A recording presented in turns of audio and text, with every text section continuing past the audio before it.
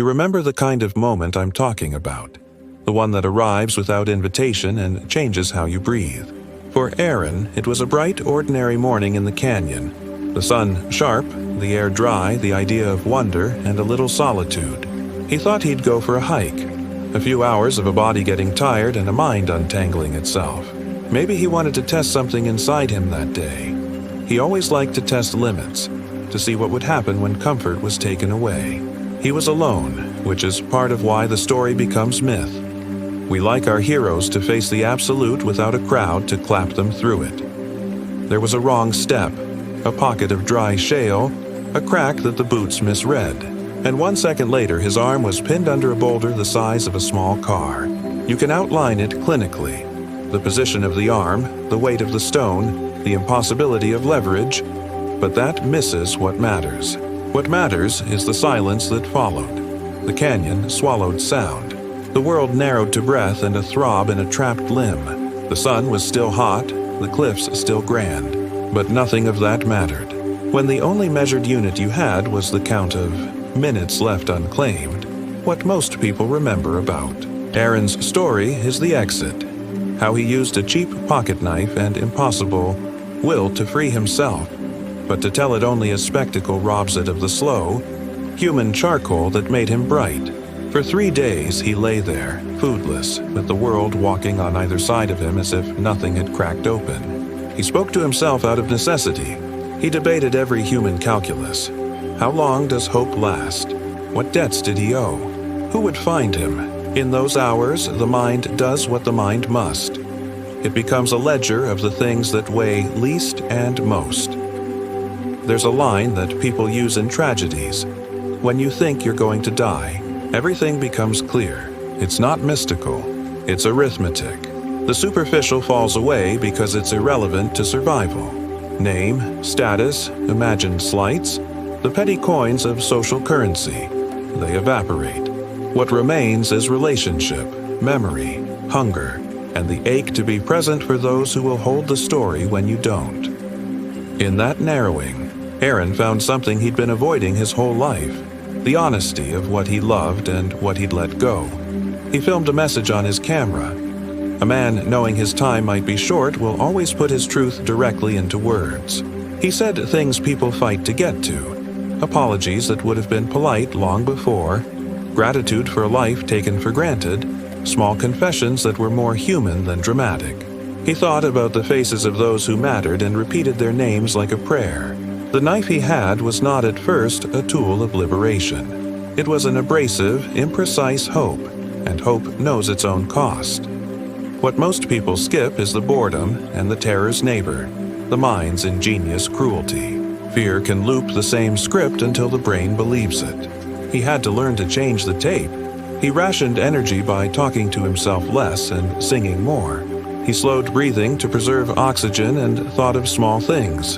A childhood summer, the exact taste of a certain berry, the time he laughed until he coughed. Small memories are fuel when the body is burning. On the third day, the internal ledger added numbers and the solution grew from arithmetic into a plan that asked for a sacrifice. A person who has always valued limbs and freedom discovered how to evaluate the currency of survival. He faced a decision we like to think only characters in made-for-TV biographies have to make. But actually, everyone meets something like it across smaller stages. What are you willing to cut to keep living? What part of yourself will you lay down so you might walk into another sunrise? He did what most people imagine they would never do. He made himself the instrument of his own escape. The knife, the rocks, the slow working of flesh, it's ugly to try to imagine, and he wouldn't have wanted you to. He did not, in that grind, become hero in the instant movie sense. He became someone who chose not to live as a ghost. He wanted more mornings. He wanted later awkward conversations and future embarrassment. He wanted to eat again, to meet the people he loved and be forgiven for small trivialities. So he cut. He favored survival over neatness and story over the idea of pain. There's nothing romantic about the moment. It is a decision, and the bravery is tedious and repetitive and human. Later, when he wrote about the days after, people pointed at him and said, "Look at grit." But grit is not an unending resource. It's like a battery that recharges with reasons. His reasons were small and true. He wanted to hold his father's hand. He wanted to go to his sister's wedding. It was not Byzantine. It was domestic. The quietness of reasons matters. People imagine grand motives fuel great acts. Often, ordinary desires do. The lesson that sticks is not how he freed himself, but how he returned to life. After surviving, the easy thing is to become a spectacle. Talk shows, motivational stages, the noise of sudden fame. He did some of that, of course. He couldn't help being the chisel that people like to carve their inspiration from. But the deeper work was quieter. He learned to live with his body in a different arrangement of expectations. He learned that survival is not a destination, but the starting block for new days of question and repair. When you tell this story to listeners, the thing that slaps them awake is not the gore. It's the invite. It's the way anyone could mirror that moment in less dramatic scales. The marriage you stayed in because you were too afraid to start over. The business you delayed. The call to a parent you avoided. In each of these smaller canyons, the boulder is not physical. It is the weight of reputation, of shame, of imagined failure. The question the story puts to you is simple. When the silence is so loud you can hear your life's ledger, what small sacrifice are you willing to make to free yourself? There's a second chord to the music. Gratitude grows differently when near death sharpens it. He returned and his gratitude was less performative. He noticed the corner coffee shop like an old friend. He learned to apologize quickly. He made phone calls he'd been postponing. The ordinary actions he took later, making a meal for someone, listening without trying to fix, revealed a moral maturity that often follows close calls. People measure resilience by the big act that saves them. Wiser listeners measure it by the habits that stitch them back together. We tell this story because it shows how decisions are moral acts and how courage is often not an impulse but a calculation. A person who planned for comfort must sometimes convert comfort into fuel. It is not the most glamorous doctrine, but it's one the practical world understands. Change is costly, and the currency is action. There are times in life when you must pay to keep living fully. It hurts. It asks for surrender and volition all at once. If you let the scene linger, you also see the landscape of others who walked through storms. There are 9/11 stories where firefighters chose a staircase over the elevator and 1,000 choices multiplied into one destiny. There are doctors in war zones who work with tired hands because someone's heartbeat depends on them. Each of those stories holds the same contour, a narrowing of the world, a measure of what's essential, and an action that defines the rest of a life. After Aaron's unglamorous rescue, the next part of the story that matters for us is what he does with the mundane, the workaday choices. You can be lifted by a moment and then waste your second chance by acting as if nothing changed. Or you can do what a few people actually do. Let the small daily commitments become the altar of your return. In time, this becomes the truer arc of the hero, because the rest of life is almost all ordinary days. What the audience needs to feel is access. The lit moment is rope that pulls them close, but the warmth is in the repetition that follows. He learned to be kinder to the strangers in line at the grocery store. He learned to write letters by hand. He learned the ineffable humility of knowing you could have been dead and yet are chosen for this next chapter. You felt responsibility in that knowledge, not pride. Now, imagine someone who never had the dramatic canyon, but who sits each morning with a different boulder, an addiction, a relationship, a job that eats their soul. The story's message is not that you must maim yourself to be free. It's that you must value your life more than the weight that keeps you quiet. You start with a small cut. One conversation, one change of schedule, one new boundary. It is never quick. It is always hard, but we are built to count inches. Inch by inch, the boulder rolls. This is the first story in the cycle we're building together. A person trapped, a choice made, a return begun. The dramaturgy is compelling because it maps onto human psychology. The narrowing mind, the inventory of truth, the choice, and then the reconstitution of a life with new rituals. When you record this, hold the silence as long as the words. Let the listener feel the canyon in their bones. Don't rush the moral towards a tidy slogan. Let the lesson simmer. People will make the climb for themselves. And there is a quieter, almost secret end to the arc I want you to feel. After such a trauma, most people expect you to be different in dramatic, visible ways. The real miracle is invisible. It is how the heart learns to recognize small kindness as a daily miracle. It is how humility becomes the new standard. The person who once valued spectacle now savors a simple hot meal and a phone call returned. That recalibration, from grand to intimate, is the soft victory no crowd documents. You'll want to pause here and let them breathe. After the canyon story, offer the audience the mirror. Where are their canyons? What small daily sacrifices will free them? What would they do differently if they knew, like Iran did? The exact shape of tomorrow could be altered by one deliberate act. Now, move to a second tale that folds into the first, not by spectacle but by theme. The quiet courage of ordinary people in crisis. Think of a firefighter in a city where towers cast long shadows, where quiet courage is not a single dramatic arrest but 1,000 decisions that stitch a community together. There is a story of one captain who, after years in a firehouse, learned that leadership is less about shouting commands and more about answering the calls no one hears. In the weeks after disaster, this captain walks through neighborhoods not to inspect, but to listen. He sits on stoops and hears names, and those names become the map he uses to connect families with one another, to find missing neighbors, to bring blankets when the world is cold. He does not make speeches. He returns again and again when volunteers burn out. He makes sure grieving families have meals and the paperwork they need. He signs forms with a pen that trembles sometimes because grief is heavy and life keeps asking more than it should. This captain's heroism is not a vertical line of one big act. It's a horizontal web of many small acts. When the news cameras leave, his work continues. He becomes the hand that helps people carry the long grief until they can bear it themselves. These stories connect because they show the anatomy of quiet strength. The first is survival's fierce calculus. The second is the ongoing work of rebuilding community. Both require an adjustment in scale. You don't always need to save yourself. Sometimes you need to be the person who never left. That kind of constancy is rare and it's contagious. It's what gives the canyon story its social logic.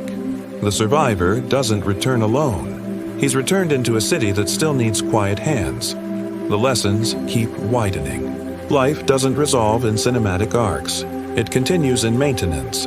Calls made, doors opened, apologies given. The power in these stories is not that one man pulled himself from a rock. It's that people can keep pulling each other from smaller rocks every day.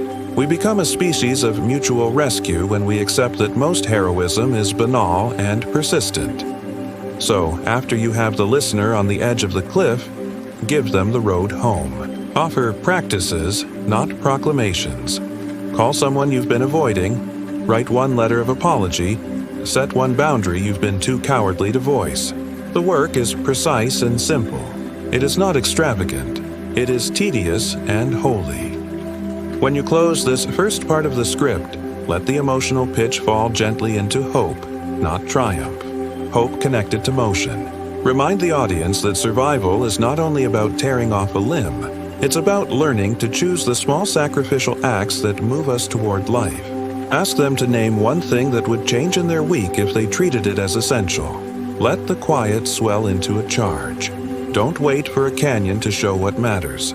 Start with the thing you can touch today. That is the tone of trust you want before moving into the next story. The audience will be engaged because you have given them a spectacle. But more importantly, you handed them a practice. You made heroism not distant but actionable. You transformed drama into discipline. You can tell a lot about a person by the way they handle silence. Most people fill it. Jokes, noise, work, anything to keep from hearing the small voice that asks, "Is this right?" But some people learn to listen instead. They hear the tremor inside that refuses to be quiet, the one that says, "This isn't how it's supposed to be." Daniel never wanted to be a hero. He wanted to be useful. He'd grown up in a house where keeping steady was considered a virtue.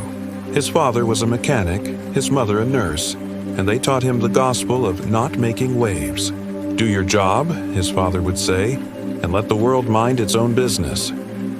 It worked for a while. Daniel graduated, joined a government contract tech firm in the early 2000s, and buried himself in lines of code and systems that nobody outside the company would ever see. He liked the predictability of it. Cause, effect, reward. Until one afternoon, a small test script he was debugging pulled up an anomaly.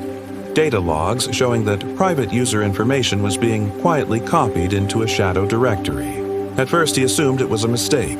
Everyone makes mistakes in code. But the deeper he dug, the more intentional it looked. He stayed late that night, the only light in the cubicle farm coming from his monitor. The logs were crystal clear. Personal data was being scraped, tagged, and stored under an innocuous label. Optimization Research. No one had mentioned this project in any internal memo. It wasn't on the transparency report. It didn't belong. He printed the logs, locked them in his drawer, and tried to forget. For a week, he convinced himself he could.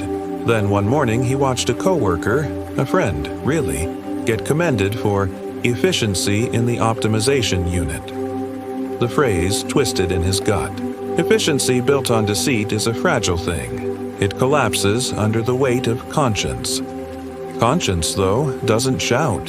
It whispers. It shows you quiet pictures while you're trying to eat breakfast.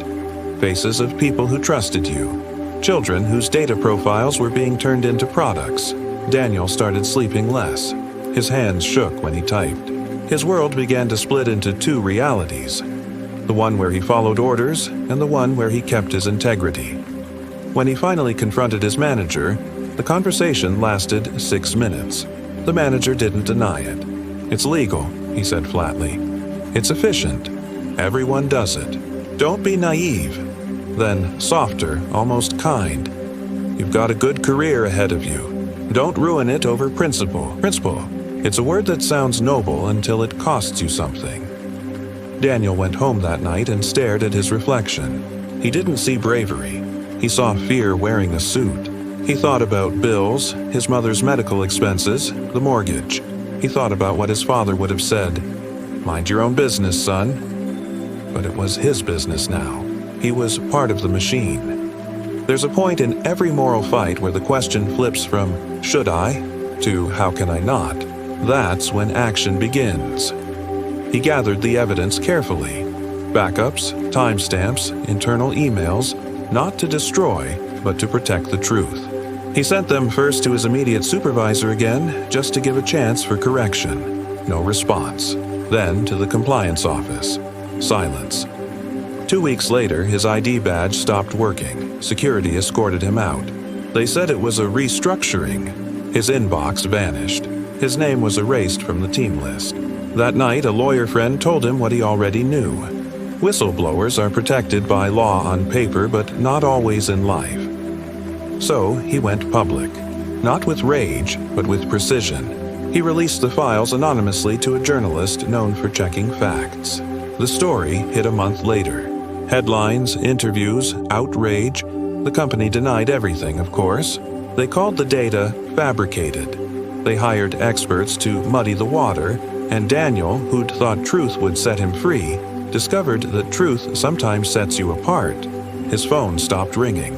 Former colleagues ghosted him. Recruiters found reasons to pass. The quiet became unbearable again. But this time, it was the silence of being right alone. Yet, beneath that loneliness, a steadier voice grew. The journalist who'd verified his story called him the man who forced the industry to look in the mirror. Laws began to shift. Users started asking questions they'd never thought to ask. The company eventually paid a fine. Pocket change for them, but validation for him. Still, Daniel's life didn't turn cinematic overnight. He took contract work, small tech jobs, odd freelance gigs. He lived lean, but he slept. He could look himself in the mirror again. What kept him going wasn't revenge. It was repair. He started speaking at schools, quietly, without fanfare. He'd stand in front of rooms full of students and talk about how ethics isn't a chapter in a manual. It's a daily negotiation with fear. Courage, he'd say, isn't loud. It's persistent. He wasn't the first or the last to pay the cost of truth. In every country, every decade, there are people like him. The nurse who reports unsafe practices, the journalist who keeps asking the forbidden question, the student who refuses to cheat even when everyone else does. They rarely trend. Their victories come in delayed ripples. A safer workplace, a cleaner system, a shift in collective conscience. That's why we tell these stories, because each one reminds us that morality is a muscle, not a monument. It strengthens only when used, and if you listen closely, you can hear what connects Daniel's story to every other act of moral clarity. The moment of quiet before speaking up. That breath, the one where your whole body knows you're about to lose something, is the hinge on which every civilization turns. When the noise faded, Daniel noticed something subtle but powerful. His loneliness had texture now. It wasn't emptiness, it was space. Space for thought, for truth, for purpose. For the first time in years, he wasn't surrounded by colleagues nodding to the same rhythm. He was surrounded by his own mind. It was terrifying and freeing. He began walking at night through the city just to listen to it breathe. There's a strange kind of comfort in realizing that the world keeps moving no matter how still you feel. Cars pass, lights change, people laugh in restaurants. You realize life doesn't stop when your reputation does. During one of those long walks, he ducked into a late-night diner, the kind that smells of coffee and quiet dreams. A woman in a booth was reading a newspaper with the very story he'd helped break. She was shaking her head, muttering something like, "Finally, someone said it." Daniel didn't tell her it was him. He just smiled at the irony. How the people who benefit most from truth rarely know the face behind it. And that's the paradox of courage. You fight for people who may never know your name. He took out a small notebook and began writing down thoughts. Not manifestos, just fragments of clarity. Truth has a long echo. Silence is consent in slow motion. Peace costs more than fear. He didn't plan to publish them. Writing was how he stayed sane. Months passed. Slowly, things shifted. The journalist who'd verified his documents called again, inviting him to speak at a panel about digital ethics. At first, he refused. Then, one morning, he saw a headline about another data breach scandal. Different company, same pattern. That's when he realized silence protects the wrong side. He walked onto that stage with trembling hands. The hall was half empty, but he spoke as if the whole world was listening. He didn't preach. He told stories, the small ones that humanize abstract systems. How a teenage girl lost a scholarship because an algorithm mislabeled her. How a family was denied insurance because their data profile flagged a risk. Each anecdote landed softly, but the room stayed still. When he finished, the moderator asked, "If you could go back, would you do it again?" Daniel paused. The lights were hot. His throat felt like sandpaper. Then he said, "Yes, because the alternative was pretending I didn't know." That sentence became a quote, circulated on social media, clipped into videos, turned into wall posters. He didn't intend to sound heroic. He was just tired of fear. But people need phrases to hang courage on. And this is where his story intersects with all of ours. You don't need to leak files to live honestly. Every day, ordinary people face smaller versions of the same dilemma. The manager who ignores harassment reports to keep their bonus. The student who watches cheating and says nothing. The friend who stays silent when truth could heal. Each moment is a referendum on who we are. We live in an era that rewards noise, but punishes honesty. That's why Daniel's story matters more now than ever. Because truth-telling isn't trending. It's timeless. It's the backbone of trust in families, in workplaces, in nations. Without it, everything collapses quietly. The aftermath of his exposure changed policies, yes, but the greater change was invisible. A generation of younger tech workers started asking questions. Companies began creating internal ethics boards. Not perfect, but progress. And Daniel? He moved into teaching full-time. Not computer science, but responsible systems. His students loved him because he didn't talk in slogans. He talked about fear as if it were a colleague he knew well. In one lecture, he said, "We think integrity is about being strong. It's not. It's about being transparent enough to let light through." The class went silent. Then someone asked, "Doesn't that make you vulnerable?" He smiled. "Of course. That's the point. Courage isn't armor. It's exposure." The emotional gravity of his journey lies here. The realization that you don't get to control the outcome when you do the right thing. You only control the reason, and if the reason is pure, you can survive any result. Years later, a student wrote to him, "Because of you, I built my app with an opt-out function for users. It cost us investors, but I sleep well." That's impact, not viral fame, ethical inheritance.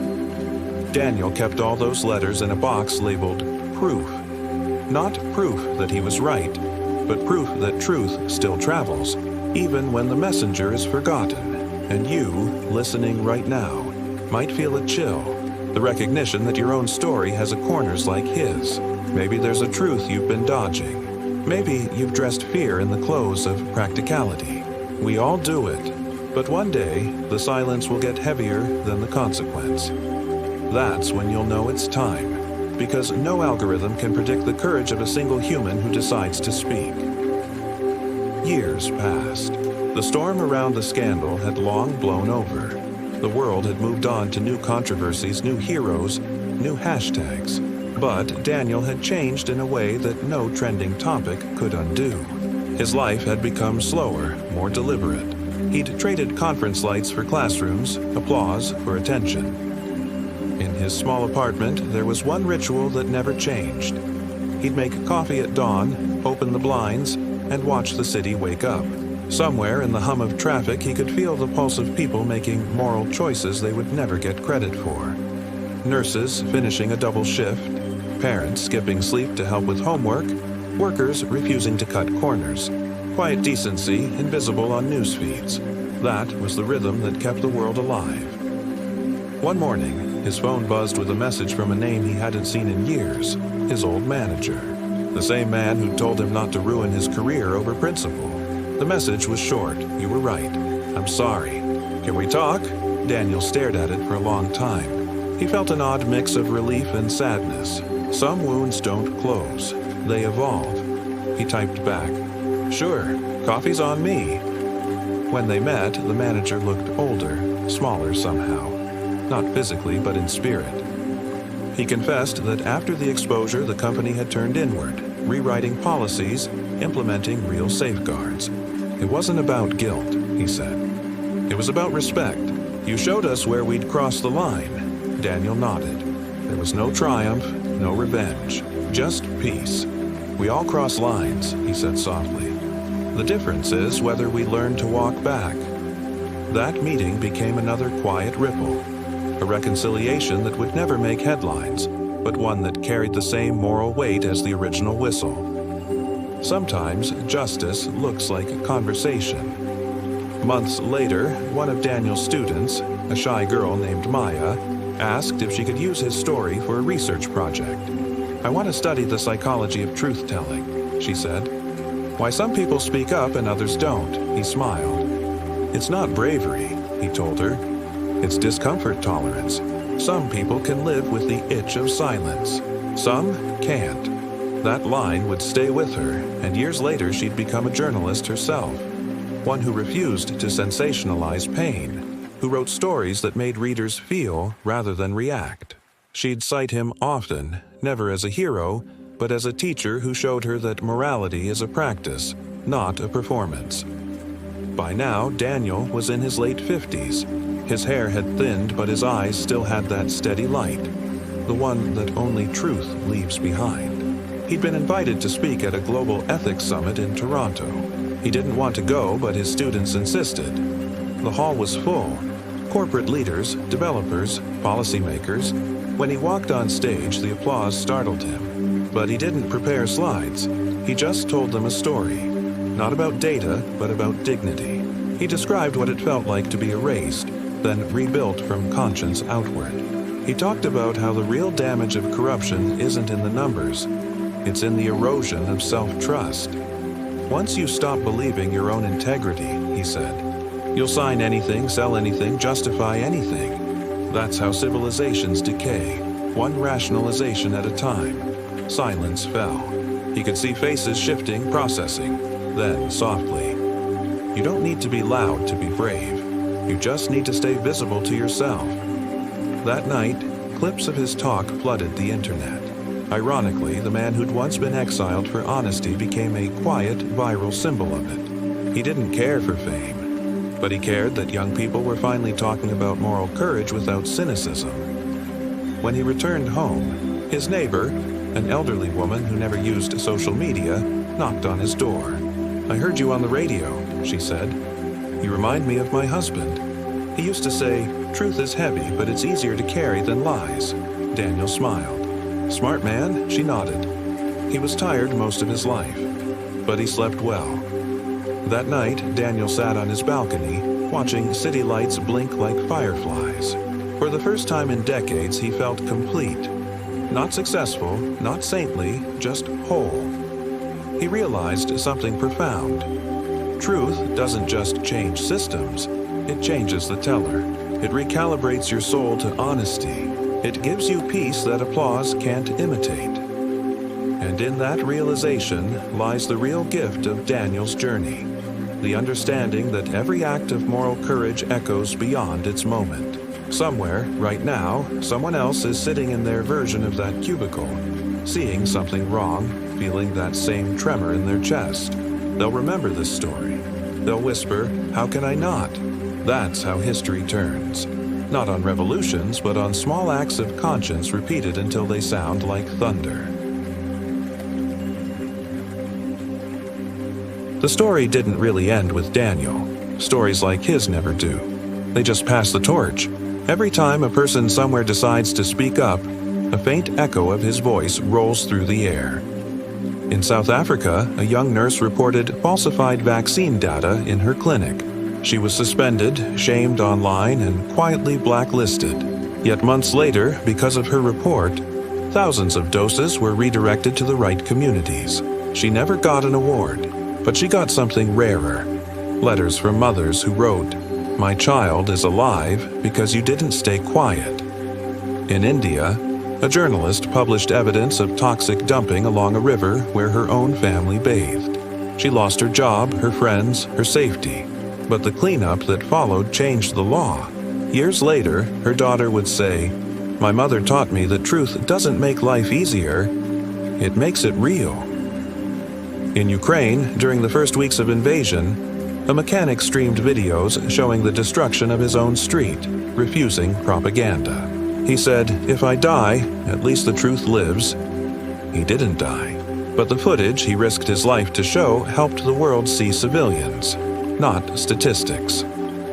Daniel watched these stories unfold over the years, always feeling the same ache, admiration mixed with recognition.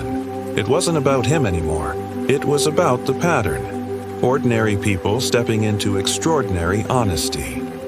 He began collecting these accounts, turning them into lectures, essays, and small audio diaries. His listeners grew quietly. Teachers, doctors, coders, students, all craving one thing, the reassurance that integrity still matters. He'd begin each talk the same way. You don't owe the world perfection. You owe it truth. One winter night, after a talk at a university, a student approached him crying.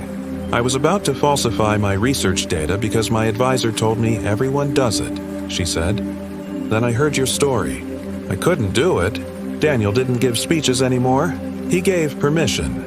Permission for others to stay human in a system that often rewards pretending. He started to see patterns in every era, every country. In 1990s East Europe, factory workers documenting unsafe conditions. In the 2000s, environmental scientists warning of crises no one wanted to face. In the 2010s, tech employees resigning over surveillance. Each decade carried its own Daniels, people trading comfort for clarity, and always the same aftermath. Exile, doubt, then quiet vindication. The truth, slow but relentless, finding daylight like a seed through concrete. The power of their stories wasn't the chaos they exposed, but the humanity they restored. Because when truth comes back into a room, it drags compassion with it. Lies isolate. Truth reconnects. One evening, Daniel sat recording his final podcast episode. Just a simple mic, soft rain against the window. His voice was slower now, older but warmer. "If you're listening," he said, "maybe you're at that edge. Maybe you've seen something wrong and you're scared that speaking will ruin you. I can't promise it won't. But I can promise this: silence will ruin you faster. Because silence eats the parts of you that still believe you're good." He paused, exhaled. Every generation thinks courage belongs to someone else. But it's always been borrowed from ordinary people. The janitor who reports missing supplies, the teacher who refuses to alter grades, the daughter who tells her family a hard truth. None of them will trend, but they are the backbone of every honest world we build. He looked out at the rain, smiled, and added, "The truth doesn't need saviors. It just needs volunteers." When the episode aired, comments poured in, thousands of them. People wrote from everywhere. "I confronted my boss today. I told my friend the truth. I finally apologized." Daniel didn't respond to any of them. He didn't have to. He'd done what he came to do: turn pain into guidance. The story had moved beyond him, into countless small acts. Years later, long after he passed away, his old students kept the channel alive. They uploaded clips, quotes, classroom recordings. One caption read simply, "He taught us that doing right is the loudest sound you'll ever make, even if no one claps." And that's where we'll leave him. Not as a martyr, but as a mirror. Because everyone listening carries a smaller version of his question. What truth am I afraid to tell?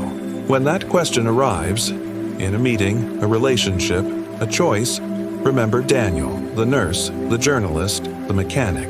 Remember that courage is rarely comfortable but always contagious.